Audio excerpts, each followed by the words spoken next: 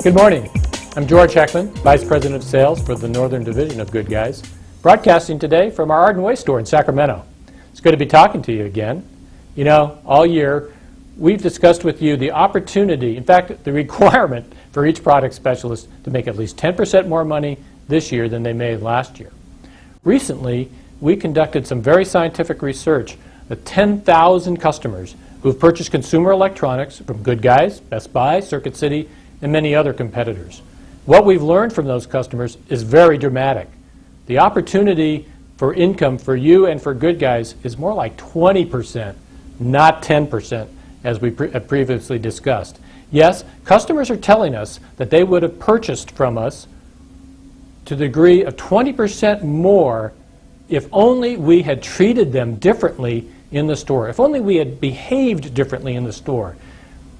So depending on the product specialists who waited on them, or in many cases didn't wait on them at all, we're losing as much as 20% of our potential sales merely because of the way we're treating the customer when they come in the store, and no other consideration. You know, in the last tape we talked about that $72,000 customer that each person who walks in the door potentially represents. We've seen some dramatic examples of that lately. I was in the store the other day, and we were looking at the history of a customer who had just spent $15,000 with us. You know, their first purchase was a $69 portable CD player. Their next purchase was an exchange of that CD player, and because of the way that they were treated, they spent close to $20,000 with us just in the ensuing months. Think about that. Next time you see somebody standing in front of the $69 VHS machines or in front of those $69 portable CDs, may not look like a lot of money to you today, but the potential to earn a client for life and be the guy who's writing up that $15,000 sale is there with every customer that you wait on, every problem that you handle.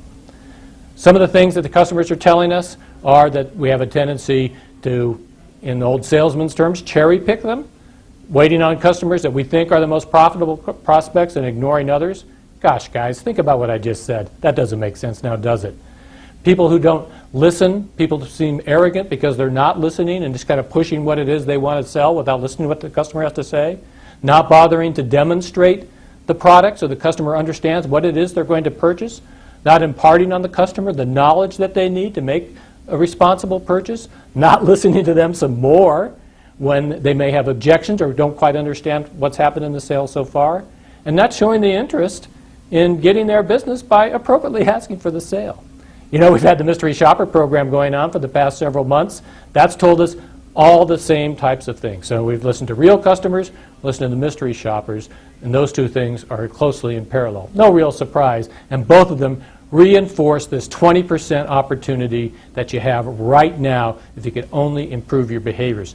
Those of you that are in our top ranks of product specialists, unfortunately, you see it every day. You see other people in the store hurting your income and the store's income because they are not following the steps of the sale appropriately. They're not evidencing the behaviors that have made you so successful. And I challenge you to challenge your peers there in the store when you see that kind of behavior taking place. The most important part is showing a customer that you are listening, because when you're listening, then you are trying to help them. I talk to them and make myself become a human being instead of that salesman stature. Not every single person is the same, so it makes sense that not every single sale is the same. So we just have to remember that we have to keep the enthusiasm up, we have to keep our listening skills up every single time we approach a sale. Being, of course, excited during the sale, so they get excited too. As soon as you get amped up, they'll get amped up. We have competitors out there, and a customer coming to our location is a plus. That's an advantage. If they come into our store, let's treat them right. Their feedback is that there's a lot of pushy people out there, and the reason I can sell them something is because, again, I'm selling them something they want and they need. Good Guys is the best place to shop. Just look at other stores. There's no reason why a customer should not want to buy here. Today's business is, very competitive out there, so you need to be sincere. Trying to understand, listen to what their needs are. Listen more than just telling them what we have or explaining what things have. They have the confidence in you that you find them the right product, so they don't have to shop around out there.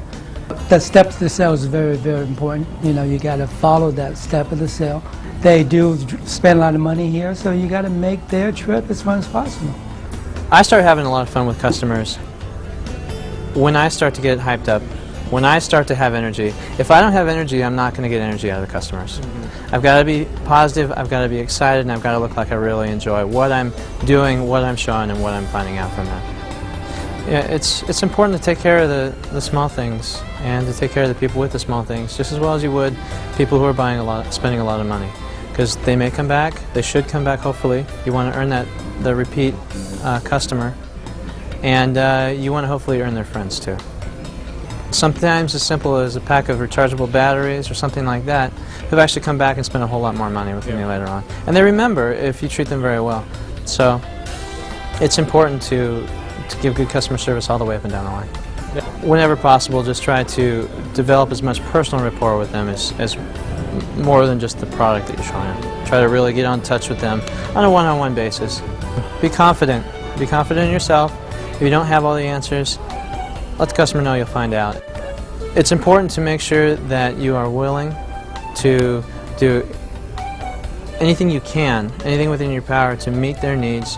And whatever you can do, if you can go one step further, that's really going to bring them back in. Customer service here is just real important because you know, that's what separates us from the rest. You know, there's so much competition out there. Well, first off, no matter what amount of money they're spending, you definitely want to make them feel like they're the most important person in the store at that time. That customer may be buying that smaller system now, but they will eventually be in to buy the bigger system. Because if you create that excitement, they're going to get excited about it, and they might even be in sooner than you think. That customer will eventually be in for a TV, you know, or they may get a DVD player and realize they want a surround sound and come back and see you for that. They go in and get a good experience, Good Guys, by just getting a $100 DVD player. They may tell their friend next door who's looking for a big screen TV or surround sound and say, you know, go and see the Good Guys. It also keeps in their memory, hey, this guy cares about what I purchased, he cares about me, he cares about what, you know, what I'm trying to do, and then he relays that to other people. Read all your training manuals, watch all the training videos, listen to some of the best ones in your store, model them, model all the people that you've seen in the videotapes. Do exactly what they do every day consistently. Come to work excited, ready to go. If you do that every day, the numbers will speak for themselves. If you create an excitement for your job and real dedication for your job, you're going to do just great. I always say to fellow associates or other people that all I really try to do is get the person into the right product for them, you know, within their budget, and the money will always come. If you try to get them in the right product, with the right protection, and the right cabling, and get them something that they're going to enjoy, you will be successful every time. Basically, I find that if you're yourself and you just try and be a normal person instead of the candid salesperson, it comes off a lot more friendly, a lot more empathetical to their needs. Try and be their friend first, but I'll put together a package and make sure that you're fully taken care of. And I find a lot of times that customers, that's very refreshing to them to find somebody that is looking out for their needs. If they feel they've got a friend, somebody that's going to guide them into the right product every single time you take care of the customer, I think it really helps overall. And again, sets us apart from the competition. And again, this is entertainment. It's supposed to be fun. We need to make it fun each and every time. 100% every time we greet a customer. Do it enthusiastically. Just relax, have fun, take care of your customers, and enjoy what you do. Okay, so I want to thank everybody for sharing those great stories and great methods with us all. You know, every week I get all kinds of emails and letters from customers just raving about the experience that they had when they shopped at Good Guys. And you know what? They never write me to tell me how great their TV looks or how super their stereo sounds in their car. What they're writing about is what a tremendous shopping experience they had that was provided them by the product specialist and the rest of the store team that waited on them that day. It's all about people, and it's all about the behaviors. And these are people that are going out, they're telling their friends, they're telling other people they meet. They've become an advocate, not just for Good Guys, but also for the individuals who waited on them and provided that great service. Many of you see this happening in your store every day. Probably some of you have many stories that are very similar to this. Why not take the opportunity right now when you leave the break room and go out and wait on your first customer to try and make a customer and a client for life, an advocate for you, an advocate for the good guys. The rewards are tremendous, at least a 20% income opportunity right now by just following some of these simple techniques that we've shared with you both on this tape and on previous tapes. Why not? It's a lot of fun. It's great to have that type of impact on another person's life. You can do that. Let's get out there and have some fun with it. Thanks.